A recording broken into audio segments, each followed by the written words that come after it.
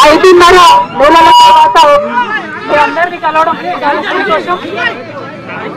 ఇవాళ ఇక్కడికి వచ్చినటువంటి టిఆర్ఎస్ పార్టీ కార్యకర్తలకు అందరికీ మీడియా మిత్రులకు హృదయపూర్వకంగా నమస్కారాలు.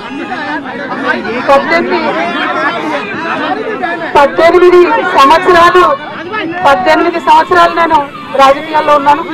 ఎన్నో ఎత్తుపల్లాలు చూశాను.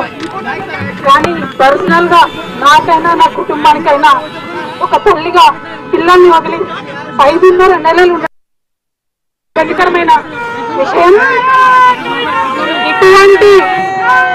ఇటువంటి ఇబ్బందులకు నన్ను నా కుటుంబాన్ని సాల్వ్ చేసిన వారికి తప్పకుండా వడ్డీ సమేతంగా చెల్లిస్తాం. సమయం వస్తుంది, తప్పకుండా చెల్లిస్తాం. అదేవిధంగా ఇటువంటి కష్ట సమయంలో మాకు మా కుటుంబానికి తోడున్నటువంటి వారందరికీ హృదయపూర్వకంగా పాదాభివందనాలు తెలియజేస్తా ఉన్నాం.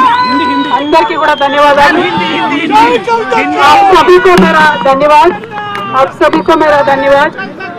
5.5 महीने के बाद आज फैमिली से, मेरे बेटे से, पति से, मेरे भाई से, सबसे मिलके थोड़ा हम भावुक हो गए हैं.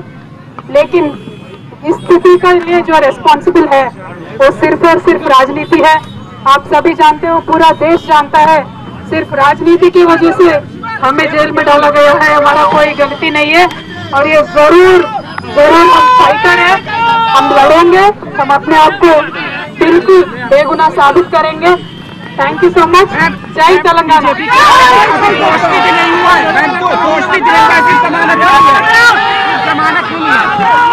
ఎవరి గురించి చెప్పే అవసరం లేదు. మనము